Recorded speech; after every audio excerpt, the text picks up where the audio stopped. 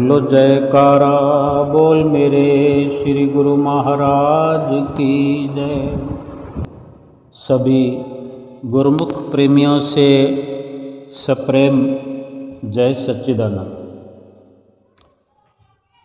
हमारे श्री परमहंसों के चरणारविंदों में गुरुमुख प्रेमी कितने ही अरमान लिए,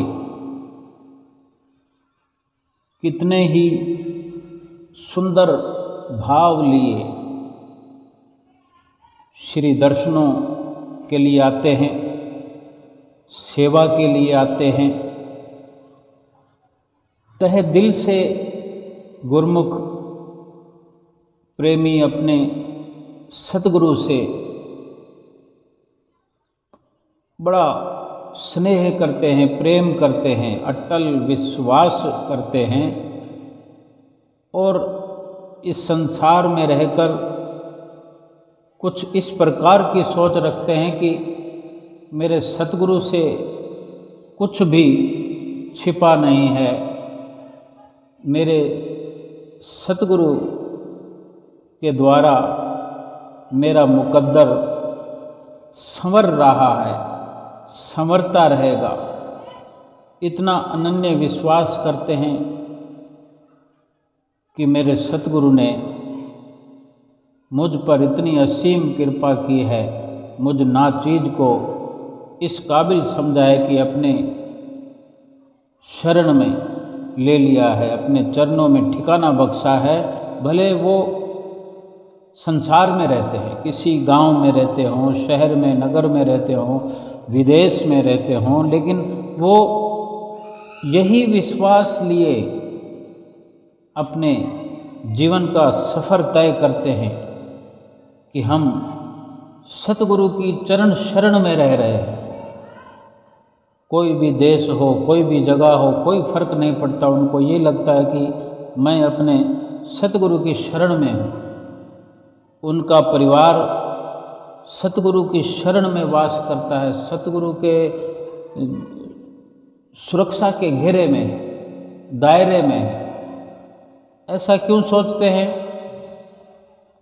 कि वे सतगुरु के बनाए नियमों की पालना नित्य प्रति करते हैं। सतगुरु से प्रेम जो करते हैं तो फिर संसार से उनका लगाव नहीं होता। सतगुरु से प्रेम करने का अर्थ ही यही है। भजन भक्ति करने का सीधा सीधा यही नतीजा होता है कि उसको, उन गुरुमुखों को, उस गुरुमुख परिवार को संसार पर किसी भी प्रकार से विश्वास नहीं रह जाता फिर, और संसार पर किसी प्रकार का विश्वास करना उचित है ही नहीं। संसार में रहना है, संसार में काम काज करना है, संसार में अपने परिवार का लालन पालन करना है, लेकिन संसार में दिल नहीं लगाना। संसार से सुरती गुरुमुखों की हर वक्त हटी हुई रहती है, उपराम रहती है। संसार में दिल नहीं लगता उनका। शरीर बेशक उनका संसार में रहता है, ठिकाना भी उनका संसार में ही है, लेकिन उनका जो दिल है वो अपने सतगुरु के चरणों में लगा रहता है।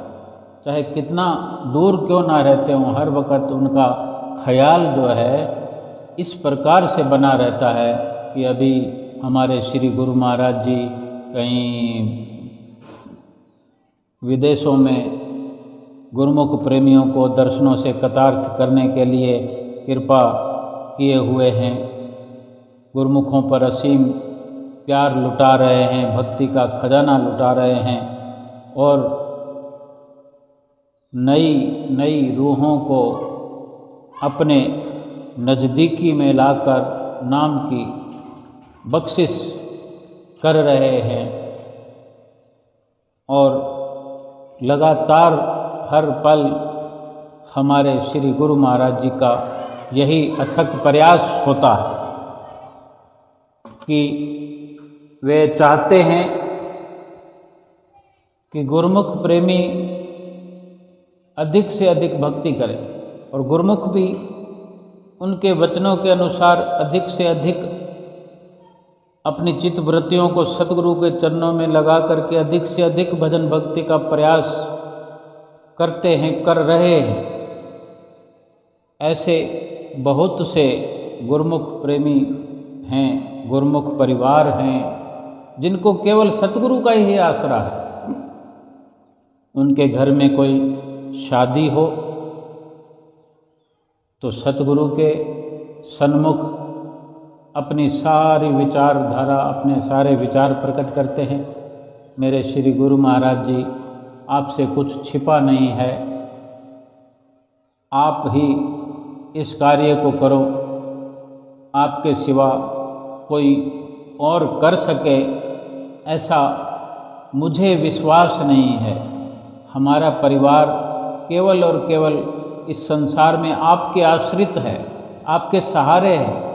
हमने अपने जीवन की बागडोर आपके हाथों में सौंप दी है, क्योंकि आप ही भली प्रकार से हमारा हित देखते हुए हमारा जीवन सुचारू रूप से चला सकते हैं। हमको केवल इतनी शक्ति प्रदान कीजिए कि हम आपके बनाए हुए नियमों की पालना कर सकें, नित्य नियमों को निभा सकें और जो आप नित्य प्रति फरमाते हैं कि 2 घंटे भजन अभ्यास करना है वो कर सकें। और इस प्रकार से नित्य नियमों की पालना भी करते हैं। गुरुमुख परिवार और भजन अभ्यास भी करते हैं, जिससे उनका भरोसा कायम रहता है और सतगुरु की भी प्रसन्नता बनी रहती है। और सतगुरु केवल गुरुमुखों के लिए ही तो संसार में आते हैं, अवतरित होते हैं, अपने तन पर कष्ट सहन करते हैं। अगर गुरुमुख प्रेमियों को, हमको सतगुरु पर अटल विश्वास हो जाए तो संसार का कौन सा कार्य है जो बड़ी सरलता से नहीं होगा। क्योंकि जिस कार्य को स्वयं सृष्टि के रचयिता पार ब्रह्म परमेश्वर सतगुरुदेव महाराज जी स्वयं करने वाले हों, त्रिलोकीनाथ, वो कार्य भला कैसे ना होगा। बल्कि किस प्रकार सतगुरु अपने गुरुमुख प्रेमी परिवारों का कार्य कर देते हैं कि गुरुमुख प्रेमी समझ ही नहीं पाते और केवल श्री गुरु महाराज जी की लीला का इस प्रकार दृश्य अपनी खुली आँखों से, बंद आँखों से, अपने रोम रोम में नज़ारा देखकर खुशियों में झूमते रहते हैं। शादी होती है तो सतगुरु दाता दीनदयाल जी महाराज जी के वो सारी कार्रवाई सुपुर्द कर देते हैं। घर में कोई बच्चे का जन्म हो तो सोचते हैं कि मेरे सतगुरु ने कृपा की है, मेरे घर में किसी भगत का जन्म हुआ है, कोई श्री गुरु महाराज जी की रूह ही श्री गुरु महाराज जी ने कृपा करके भेजी है। और घर में कोई दुख आ जाए, कोई मुसीबत आ जाए तो समझते हैं कि श्री गुरु महाराज जी से कुछ छुपा नहीं है, मेरा कुछ भी छिपा हुआ नहीं है कि मेरा कोई ऐसा पुरबला पाप कर्म जो उभर कर आ गया, लेकिन मेरे श्री गुरु महाराज जी को सब मालूम है, वे सब जानते हैं। जो भी दुख आया है उनकी निगरानी में आया है और मैं इन दुखों को भोगते हुए सतगुरु की निगरानी में हूँ, पल पल उन्हीं की नज़र में हूँ। और इस प्रकार अपने सतगुरु की याद में उन दुखों को हंसते हुए झेलते हैं और कभी दुखी नहीं होते, विचलित नहीं होते, उनका विश्वास डावांडोल नहीं होता, क्योंकि वो हर वक्त गुरुमुख प्रेमी हर वक्त ये पाठ पढ़ते रहते हैं कि जो कर्म किए हैं उनका भुगतान तो करना ही है। भुगतान के लिए ही ये मनुष्य जन्म सतगुरु की ही कृपा से मिला है। साथ में भजन भक्ति करते हैं, भजन अभ्यास करते हैं, नित्य नियमों की पालना करते हैं, जिससे पुराने पाप कटते चले जाते हैं, मन शुद्ध होता जाता है, मन की मलिनता दूर होती जाती है। और इस वक्त अपने निष्काम कर्मों के द्वारा भक्ति का संचय करते हैं, भक्ति इकट्ठी करते हैं, सतगुरु की प्रसन्नता प्राप्त करते हैं, जिससे लोक परलोक संवरता है। लोक और परलोक को यानी इस जीवन को सुखमय तरीके से जीने के लिए और परलोक को सुहेला बनाने के लिए सतगुरु की भजन बंदगी के अलावा और कोई कार्य नहीं है जिससे, और कोई तरीका नहीं है जिससे ये मनुष्य जीवन का उद्धार हो सके, मनुष्य अपनी जीवात्मा का उद्धार कर सके, अपनी जीवात्मा को खुशहाल बना सके। केवल परिपूर्ण संत सतगुरु की चरण शरण में ही ये संभव है। सो गुरुमुख वही होते हैं जो सतगुरु की आज्ञा को शिरोधार्य करके अपना जीवन यापन करते हैं। ऐसी कई प्रकार की सुंदर लीलाओं का हम श्रवण करते हैं, अपनी आँखों से देखते भी हैं, और इसी प्रकार की सुंदर लीलाएं हमारे साथ भी समय समय पर घटित होती हैं। ऐसे ही एक गुरुमुख परिवार की सुंदर सतगुरु के साथ मुलाकात, एक सुंदर कहानी, एक सुंदर लीला का स्वरूप है। एक जो गुरुमुख परिवार है, उसी परिवार के भगत जी ने बताया, सुनाया, बड़ी प्रसन्न चित्त मुद्रा के अंदर ये झलकता है उनकी इस प्रकार सतगुरु से प्रेम की वार्ता को सुनकर, जैसे वर्णन करते हैं कि वो निहाल हो रहे हैं। उन्होंने बताया उनके बेटे की शादी कोरोना काल में तय हुई 2021 में, कुछ फरवरी के आसपास, 2021 फरवरी के आसपास की बात है। वो बताते हैं कि अपने बेटे के लिए बहुत सारे रिश्ते आते रहे, मुलाकातें होती रही, किसी भी प्रकार से कोई ना कोई जरिया सतगुरु बनाते रहे, और समय निकलता रहा। फिर जो कोरोना के अंदर 2021 में एक रिश्ता जच गया उनको, या यूँ कहें कि सतगुरु ने रास्ता साफ कर दिया। श्री गुरु महाराज जी ने एक रास्ता बना दिया साफ सुथरा करके कि यही हमारे लिए श्री गुरु महाराज जी ने प्रसाद रूप में रिश्ता भेजा। भगत जी बताते हैं कि हमारे बेटे की इच्छा थी कि कोई सर्विस वाली लड़की हो, जॉब वाली लड़की हो, लेकिन ये गुरु महाराज जी की कृपा हुई कि जॉब गवर्नमेंट जॉब वाली लड़की से रिश्ता तय हो गया। वो बताते हैं कि जितने भी रिश्ते मिलने जुलने वाले परिवारों से आए तो उन्होंने जैसे कोई परवाह ना करते हुए केवल फॉर्मेलिटी करते रहे।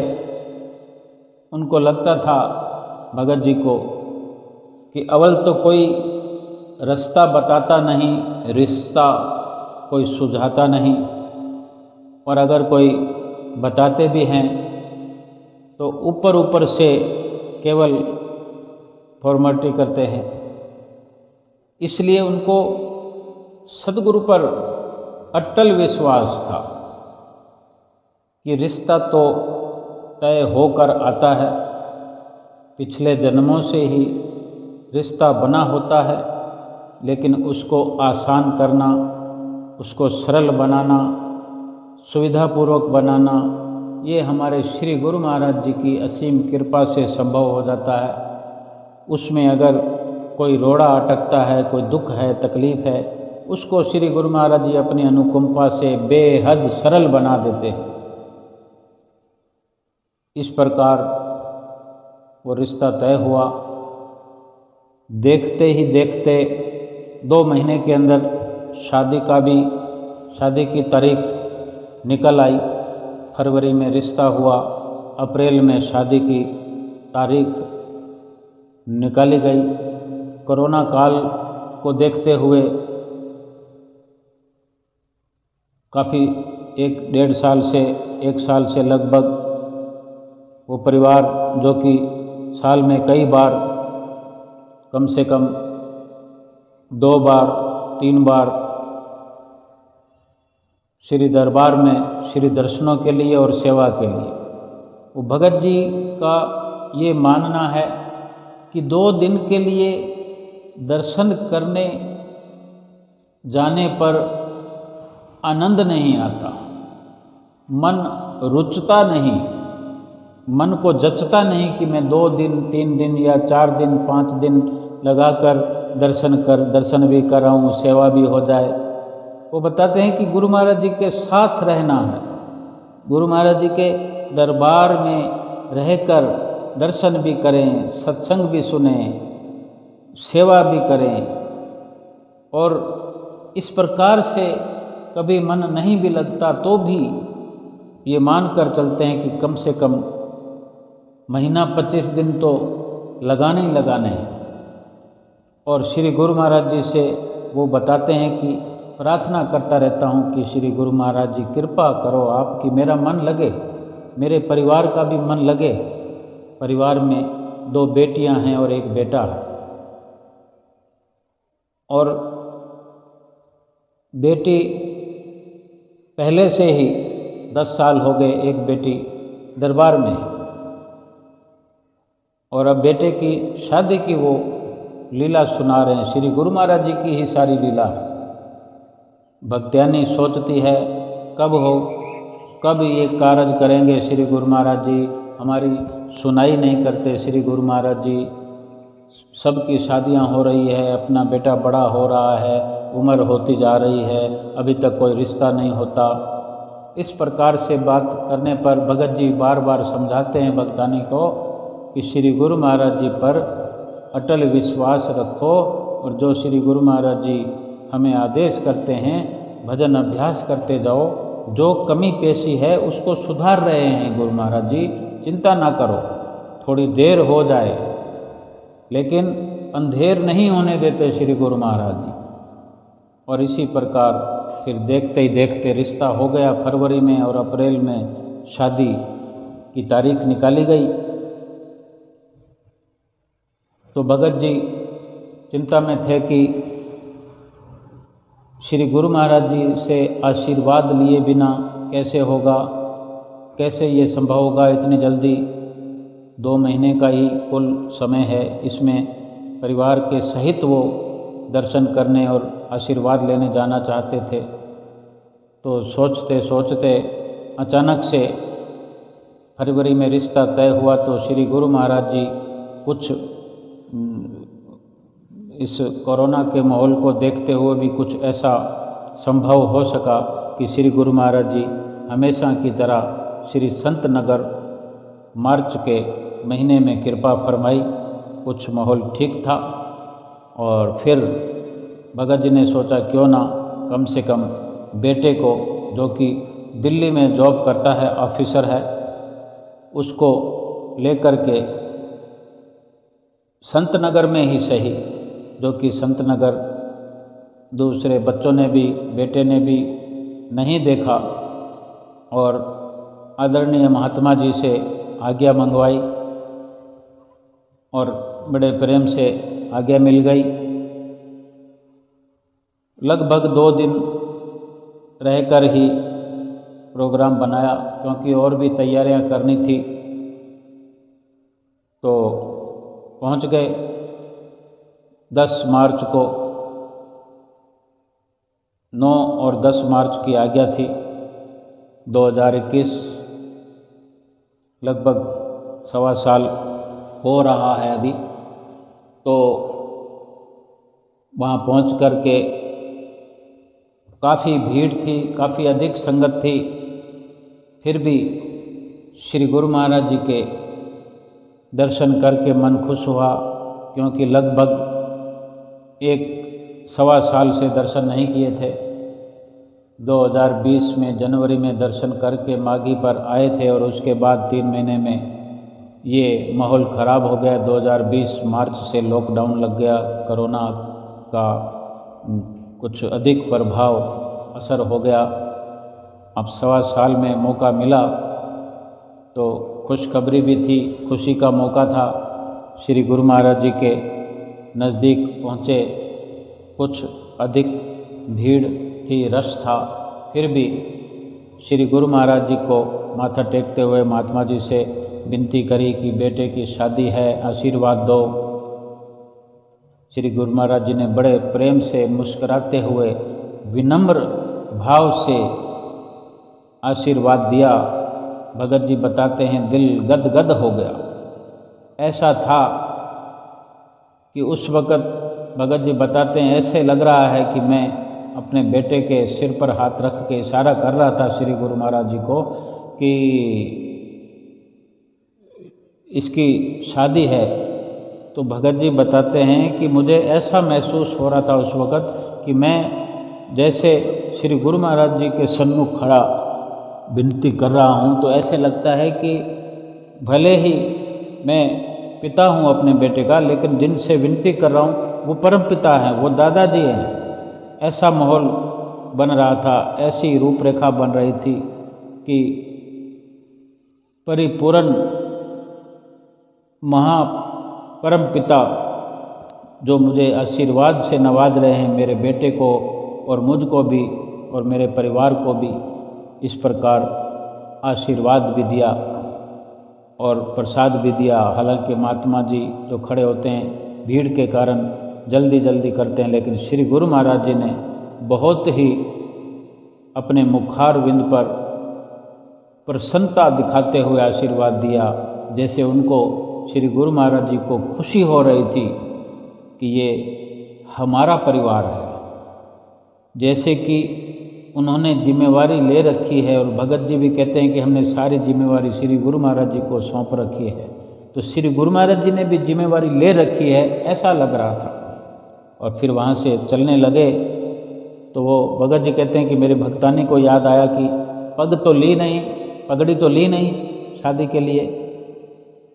तो फिर वापस मुड़ते हुए विनती करी, तो फिर से श्री गुरु महाराज जी ने कर कमल लगाकर, हाथ लगाकर पगड़ी भी दी और एक फिर से प्रसाद का डब्बा साथ में दिया। इस प्रकार आशीर्वाद लेकर बड़े खुश प्रसन्न मुद्रा में वो आए और फिर अपने घर जैसे पहुँचे। फिर अगले ही महीने अप्रैल में शादी थी। तो जो मार्च में कुछ माहौल कोरोना का सुधरा हुआ था, अप्रैल लगने पर धीरे धीरे फिर कोरोना बढ़ने लगा। और जो शादी थी 30 अप्रैल की, तब तक कोरोना बहुत अधिक बढ़ गया और अप्रैल के शुरू में, अप्रैल लगते ही भगत जी कहते हैं कि मुझे कुछ स्वास्थ्य मेरा बिगड़ गया। 10 दिन तक ऐसे हालात हुए, भगत जी बताते हैं कि जिसको भी मैं सुनाता कि ये कंडीशन थी तो कोई भी सुनता तो यही कहता कि हो ना हो तुम्हें भी कोरोना ने जकड़ लिया था, लेकिन घर पर ही रहे, कोई कोरोना का इलाज नहीं किया, कुछ नहीं किया।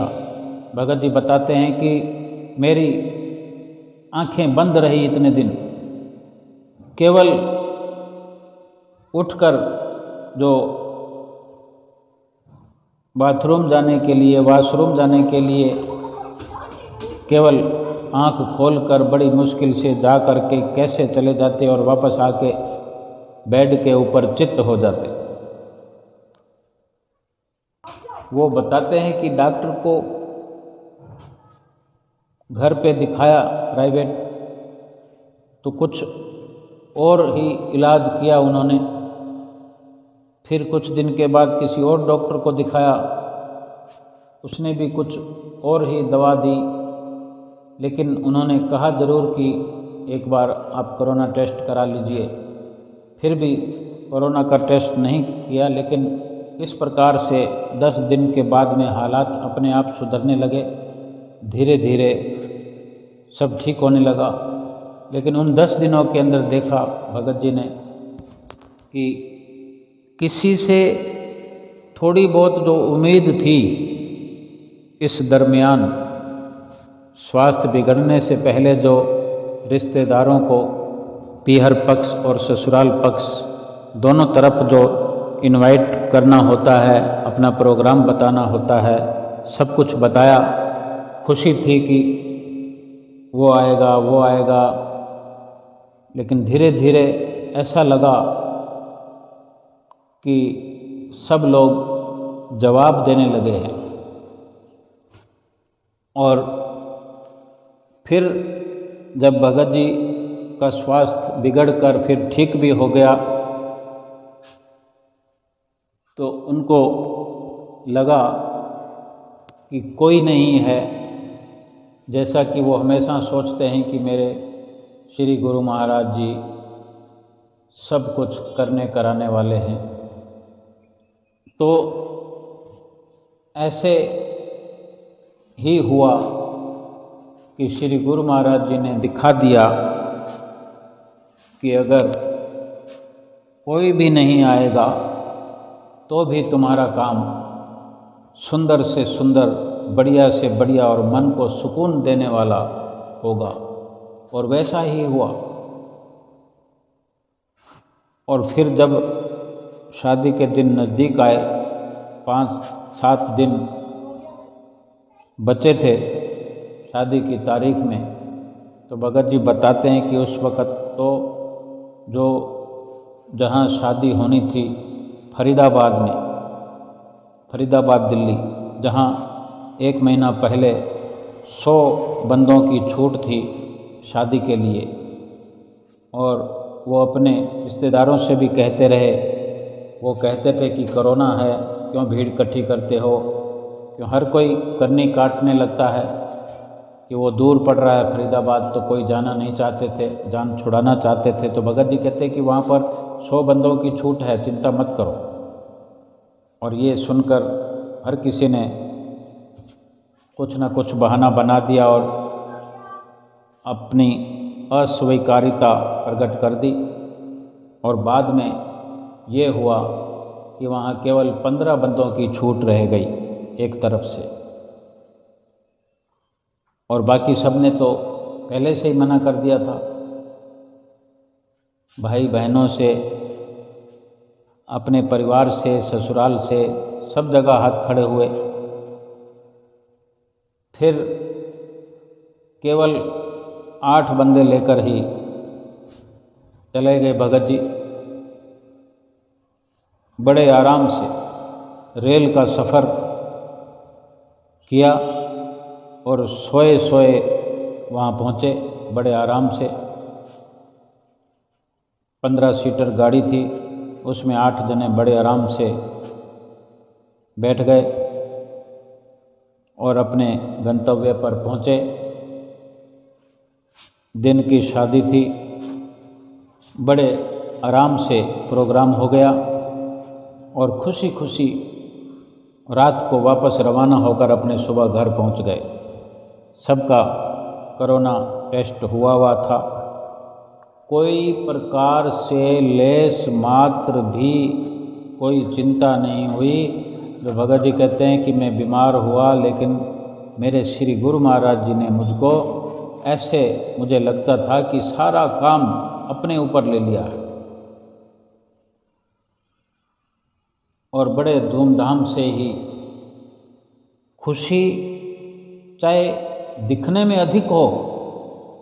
भगत जी बता रहे हैं कि सारी सड़क पर हजारों लोग हों नाचते हुए, लेकिन वो खुशी अगर दिल को नहीं छूती है, वो आडंबर, वो लाव लश्कर अगर दिल को सुकून नहीं देते हैं, अगर भगवान से दूर करते हैं, सतगुरु से दूर करते हैं, सतगुरु की कृपा नज़र नहीं आती है, सतगुरु का विश्वास नहीं झलकता है किसी कार्य में, सतगुरु की प्रसन्नता प्राप्त होती हुई नज़र नहीं आती है, तो वो कार्य किया ना किया, वो केवल ऊपर ऊपर की खुशी हो सकती है, लेकिन अंदर दुखों भरा वातावरण अपने चित्त में वो नज़र आता है। तो भगत जी ने बताया कि जो मेरे साथ हुआ, मेरे श्री गुरु महाराज जी ने किया, वो मैं वर्णन नहीं कर सकता। इसी प्रकार शादी होने के बाद फिर थोड़ा समय व्यतीत होने पर श्री गुरु महाराज जी के दर्शनों का फिर मौका मिला श्री प्रयाग धाम में। तो वहाँ पहुँचे, बेटा पहुँचा, बहू नहीं आई कि उसको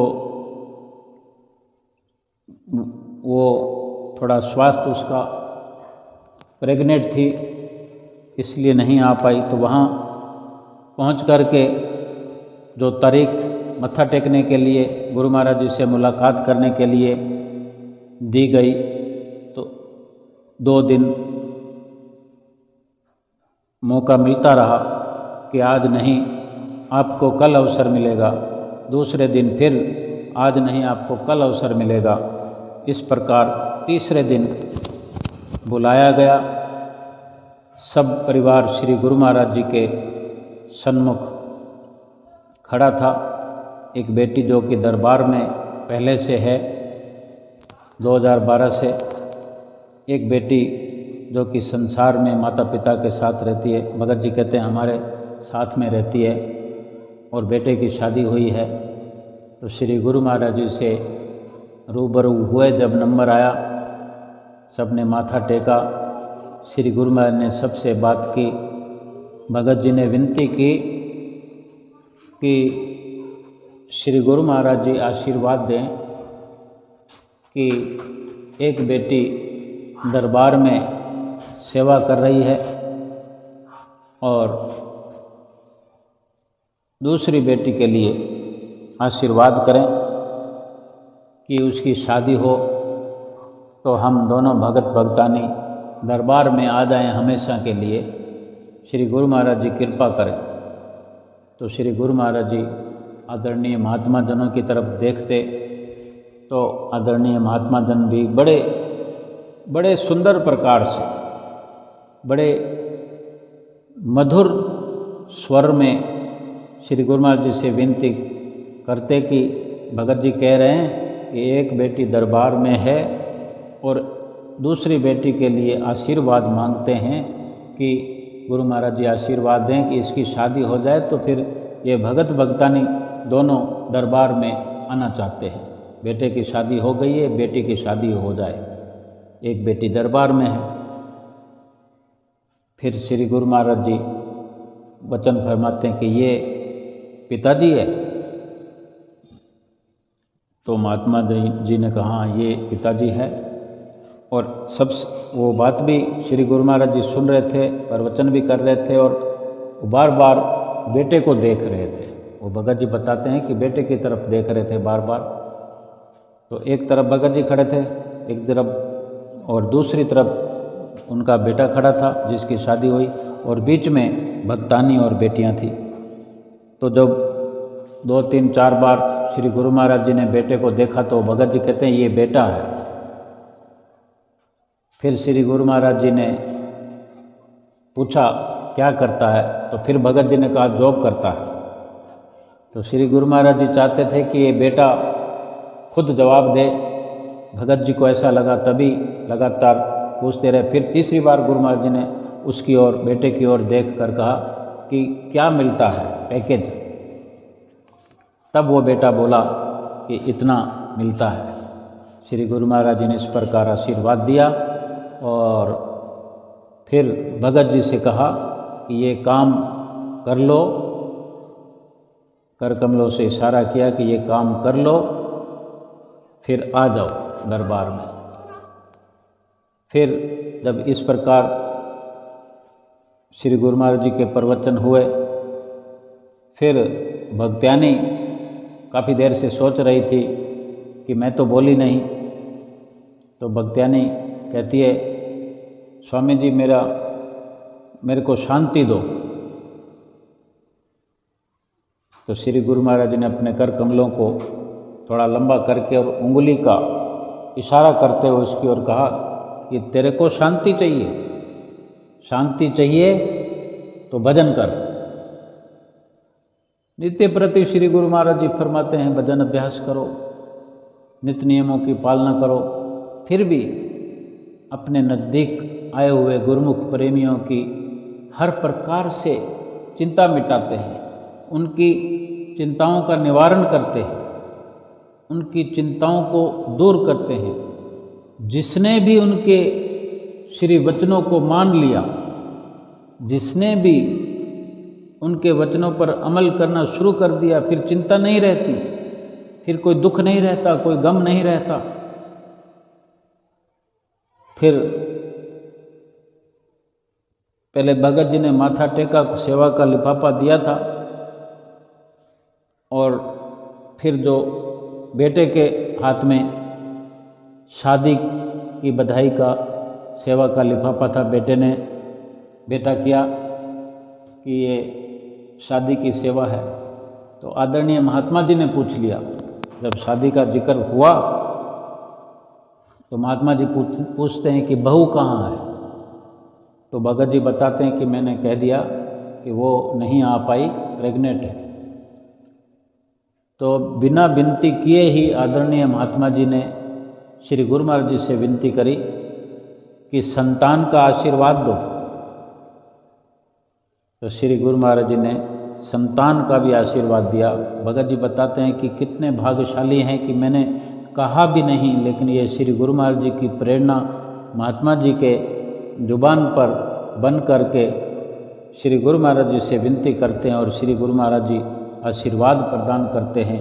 सारा परिवार खुशी खुशी बाहर निकला।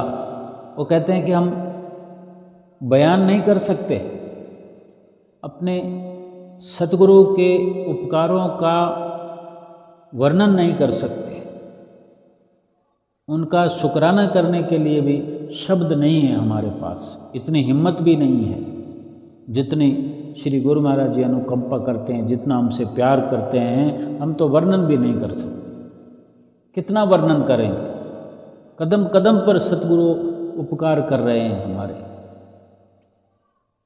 सबसे हालचाल पूछते हैं, सबकी सुनते हैं। अगर 5 लोग खड़े हैं तो सबकी परवाह करते हैं श्री गुरु महाराज। जो एक बेटी के लिए आशीर्वाद मांगा गया शादी का, दूसरी बेटी दरबार में है, तो श्री गुरु महाराज ने पूछा कि ये क्या बेटा है? तो महात्मा जी ने कहा अभी सेवा कर रही है, बेटा नहीं हुई है अभी। जाने कौन कौन सी बात से, कौन कौन से वचनों में क्या राज छुपा है, क्या कहना चाहते हैं, हम समझ भी नहीं पाते। लेकिन एक बात को हमें समझना चाहिए, जो बिल्कुल सरल है। इतनी जो बातें हुई श्री गुरु महाराज जी के सन्मुख खड़े होकर भगत जी बताते हैं, स्वयं बताते हैं कि हम भले कुछ और ना समझते हों, लेकिन एक बात जो भगत जी की भक्तानी ने विनती करी कि स्वामी जी मुझे शांति प्रदान करें, और श्री गुरु महाराज ने सीधे सरल शब्दों में कर कमलों से इशारा करते हुए, उंगली का इशारा करते हुए कि तुझे शांति चाहिए, भजन किया कर। तो ये बिल्कुल सरलता से समझ आने वाली बात है कि जिसको भी शांति चाहिए वो भजन करे। इतनी सी बात है, अगर हम अमल कर ले तो सारे संसार का खजाना हमें मिल जाएगा। हम संसार के अंदर कितने आडंबर करते हैं, कितने लाभ लश्कर इकट्ठे करते हैं, कोई भी शादी हो, कोई भी खुशी का मौका हो, फिर देखो वो परिवार राजी खुशी चला गया, और अब शायद वो वक़्त था जनवरी 2022 का, जब माथा टेक रहे थे और आशीर्वाद लेके आ गए। फिर अप्रैल में ही 1 साल जैसे पूरा हो रहा है, और भगत जी बताते हैं कि हमारी बहू जो कि प्रेग्नेंट थी, श्री गुरु महाराज जी के आगे विनती भी हो गई, संतान का आशीर्वाद भी मिला। तो फिर उसके बाद में 14 अप्रैल को, वैसाखी के दिन, 14 अप्रैल के दिन भगत जी बताते हैं कि बेटे का फ़ोन आया, क्योंकि बेटा दिल्ली रहता है, बहू भी वहीं दिल्ली रहती है, और भगत जी दूसरे शहर में रहते हैं, थोड़ा 500-400 किलोमीटर दूरी है। भगत जी बताते हैं कि सुबह सुबह वैसाखी के दिन 14 अप्रैल 2022 को फ़ोन आता है कि हम अस्पताल में आ गए हैं दिखाने के लिए। थोड़ी प्रॉब्लम जो हुई तो अस्पताल आ गए, तो डॉक्टर ने कहा कि अभी ऐसा कुछ नहीं लग रहा, फिर भी हम एडमिट कर लेते हैं। एडमिट कर लिया। जो डॉक्टर कहता है कि अभी ऐसा कुछ भी नहीं लग रहा, 1-2 दिन ऐसा जो इशारा करता है, और 2 घंटे के बाद ही वही डॉक्टर कहता है। वो भगत जी बताते हैं कि मैं हमेशा नित्य प्रति वॉक करने जाता हूँ, वॉक करके आया हूँ, और घर आके जैसे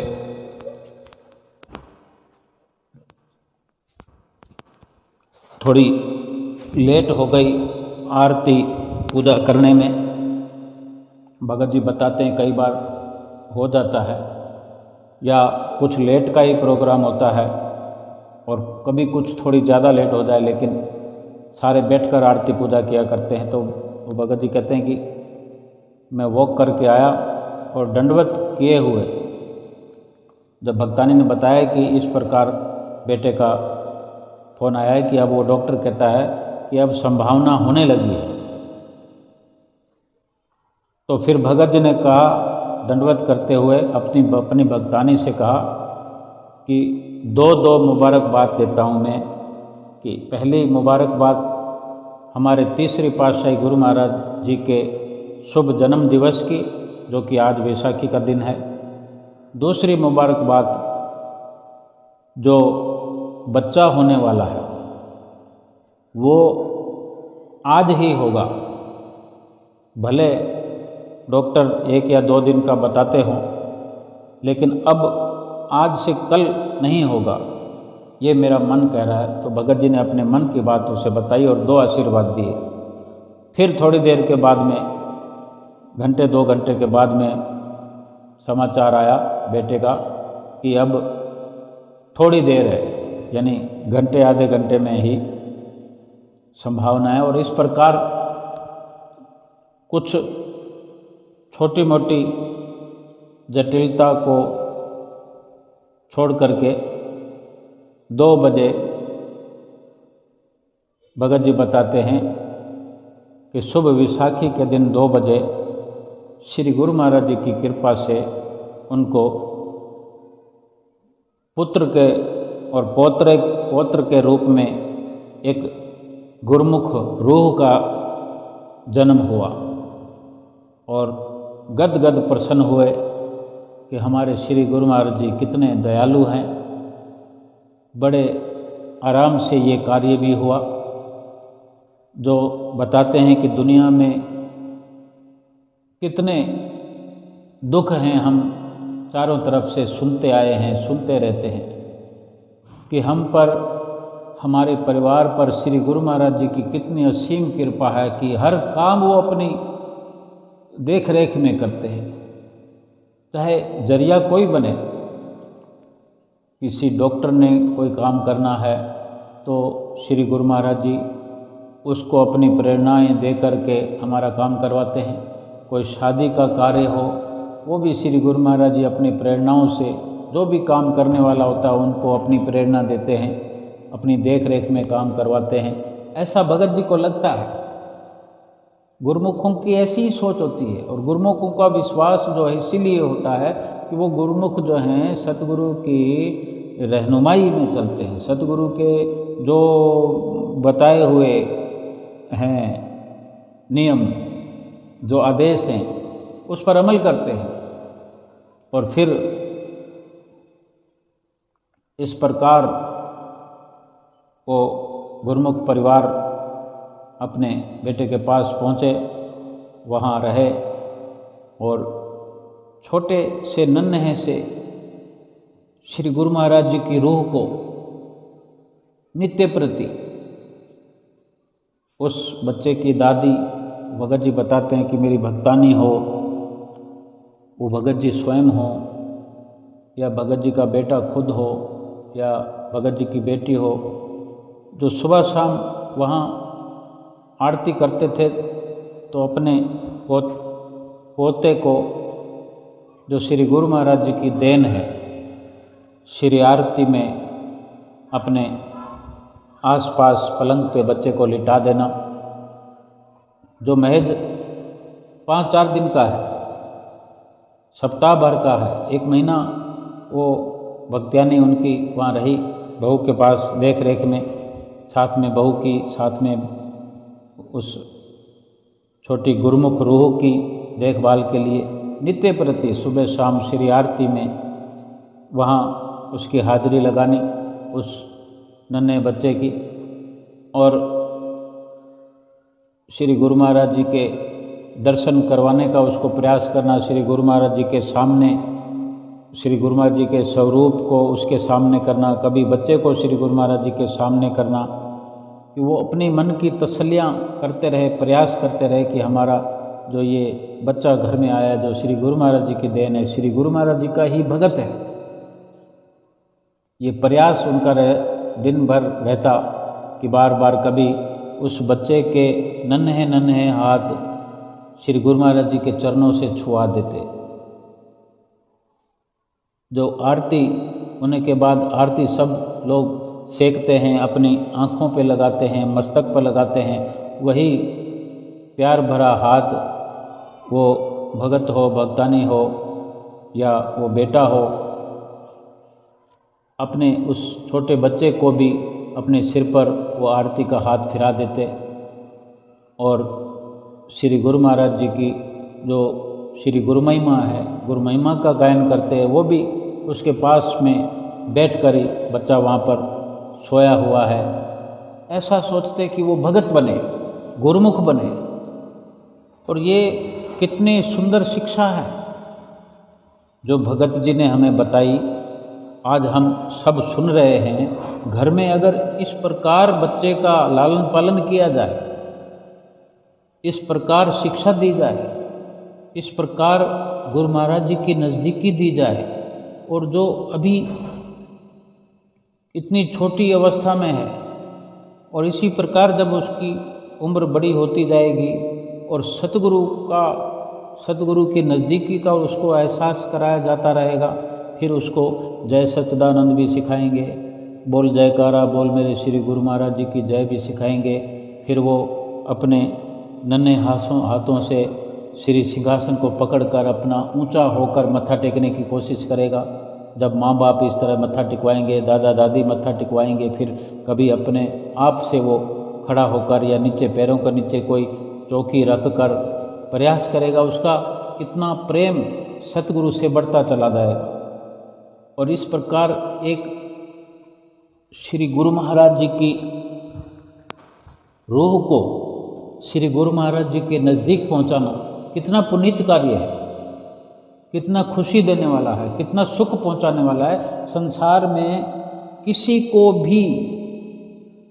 को भी सतगुरु की नज़दीकी प्राप्त कराना बहुत बड़ा पुण्य काम है, बहुत बड़ी भक्ति का हिस्सा है। और हम अपने घर में ही अगर आए हुए नन्हे मुन्ने मेहमान को इस प्रकार से अगर प्रयास करें कि वो सतगुरु की नज़दीकी प्राप्त करे, सतगुरु का प्यार प्राप्त करे, तो ये कितनी खुशी देने वाली बात है। और अब अगर श्री गुरु महाराज जी की कृपा बनती है तो बच्चे को लेकर के वो श्री गुरु महाराज जी के चरणों में अवश्य पहुँचेंगे और श्री गुरु महाराज जी के आगे जाकर उन्हीं की दी हुई दात को उन्हीं के आगे पहुंचा करके अपने दिल में बड़ा सुकून महसूस करेंगे। फिर अगर आगे का जो भी नज़ारा श्री गुरु महाराज जी के साथ रूबरू होने का, उनके साक्षात दर्शन करने का और उस बच्चे को मिलने वाला आशीर्वाद, जो भी इस प्रकार की लीला होगी, वो भी भगत जी से कहेंगे कि वो हमें फिर से आगे की लीला बताएं, जिसको फिर हम इस प्रकार अपने आप को धन्य बनाएं। इस प्रकार सुनकर कि श्री गुरु महाराज जी के दर्शन करने के लिए वो बच्चा भी पहुंचा, उसकी माता भी पहुंची, उसका पिता भी पहुंचा, उसका दादा भी, दादी भी, दो बुआ हैं, वो सब के सब अगर परिवार श्री गुरु महाराज जी के आगे खड़ा हो और श्री गुरु महाराज जी सबको बारी बारी निहारते। हमारे श्री गुरु महाराज जी कितने दयालु हैं, क्या हम जानते नहीं? श्री गुरु महाराज जी इतने दयालु हैं कि कोई भी कारज, कोई भी लम्हा उनसे छुपा नहीं है, वो उनसे भूल नहीं होती, क्योंकि वो बख्शनहार है। भूल तो हमसे होती है, हम किसी कार्य को भूल भी जाएं, अगर ना भी कह सकें, लेकिन श्री गुरु महाराज जी अंदर और बाहर दोनों तरफ से हमें जतलाते हैं, आंतरिक प्रेरणा भी देते हैं और बाहर से भी जतलाते हैं।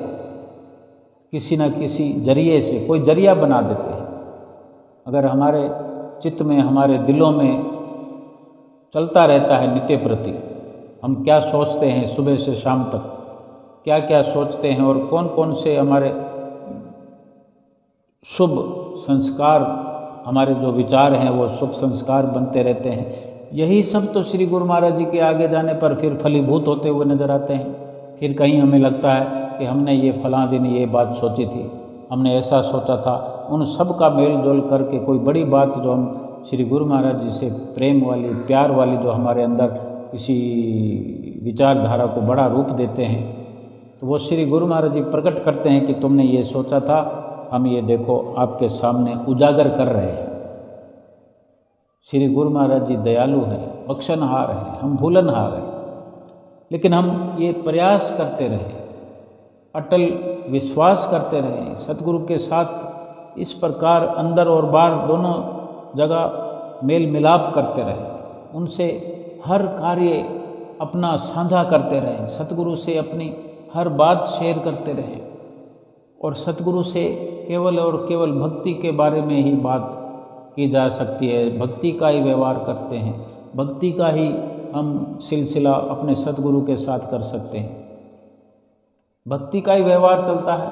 संसार में संसार के व्यवहार चलते हैं, जो झूठा व्यवहार है वही संसार में चलता है। यहाँ तो सच्चा सौदा है। सच्चा सौदा तोलना ते मीठा मीठा बोलना, गुरुदेव पुकार देने बोल मिठड़े। केवल सच्चा सौदा है सतगुरु के पास, वो सच्चा सौदा तोलते हैं। हमको सच्चे सौदे की मांग होनी चाहिए, सच्ची संपदा को एकत्र करना, जो भजन भक्ति है, वो भजन सिमरन है। श्री गुरु महाराज जी जो इतने देश विदेशों में जा जाकर अपने तन पर कष्ट सहन करते, तो क्या कोई सांसारिक सामान बेचने के लिए थोड़ी जाते हैं? वो तो भक्ति का धन देने के लिए, अनमोल धन है जो निःशुल्क बांटने के लिए जाते हैं। उसकी कोई कीमत थोड़ी लगा सकता है कि इसको किसी कीमत में तोला जा सकता है। ये सतगुरु की अनुकंपा है, सतगुरु का प्यार है, सतगुरु की बख्शिश है। और हमारे पूर्वले कर्म हैं, हमारे प्रारब्ध कर्म हैं, जो ये स्थिति हमारी है। हम सतगुरु के चरणों में, हमें सतगुरु की अगर चरण शरण मिली है, सतगुरु का प्यार मिला है, उनसे नाम की बख्शिश मिली है, तो आगे के लिए हमारा प्रारब्ध बने, आगे के लिए हमारे जो हालात बने, जो व्यवस्था बने, वो इससे भी अच्छी होनी चाहिए। इस जीवन में भी जो आज है हमारा, इसको संवार लेना, समझो इस पल, इस वक़्त अमल करते हुए। जैसे सत्संग सुनना, जब सत्संग सुनते हैं तो खो जाएं। इस प्रकार से जो भी ये भक्ति की हम चर्चाएं करते हैं, नित्य प्रति करते हैं, खो जाएं उसमें। अपने आप को देखें कि वो भगत जी सुना रहे हैं, उन भगत जी की लीला है, उनके बेटे की लीला है, तो हम सोचें कि वो भगत जी हम हैं, वो बेटा हम हैं, वो बेटी हम हैं। इस प्रकार से अपने आप को उसी रोल में ले करके अपने आप को श्री गुरु महाराज जी के सामने खड़ा पाएं, अपने आप को श्री गुरु महाराज जी के सामने स्थित कर दें। एक विचारधारा कोई तो पक्का करना है, अपनी सुरती में ही तो सब कुछ रचाना है, सब कुछ बसाना है। और वहाँ शारीरिक तौर पर अगर हम श्री गुरु महाराज जी के सामने खड़े हो जाएं और चित्त हमारा वहाँ ना हो, श्री गुरु महाराज जी क्या कह रहे हैं, महात्मा जी क्या कह रहे हैं, हमें क्या कहना है, अगर मन वहाँ पर नहीं रम रहा, मन नहीं लग रहा, मन को हम नहीं लगा रहे, सुरती हमारी दौड़ रही है, मन दौड़ रहा है, तो फिर कोई लाभ थोड़ी होगा।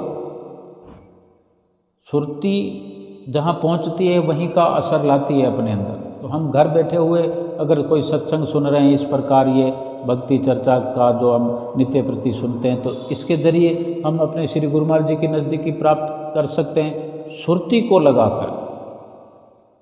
क्योंकि इसमें जो भी जिक्र हो रहा है श्री गुरु महाराज जी की नज़दीकी का, इसमें जो भी फोकस है इस प्रकार की वार्ता में, सत्संग वार्ता में, इस प्रकार की लीलाओं में, केवल यही वर्णन होता है, उससे यही झलकता है कि श्री गुरु महाराज जी के नज़दीक आ गए हम श्री गुरु महाराज जी को देख रहे हैं, श्री गुरु महाराज जी से सुन रहे हैं। उन्होंने, श्री गुरु महाराज ने उन भक्तों से, उन गुरुमुख परिवार से क्या क्या फरमाया, हम अपने आप को वहाँ खड़ा कर दें तो ऐसा ही हो जाएगा।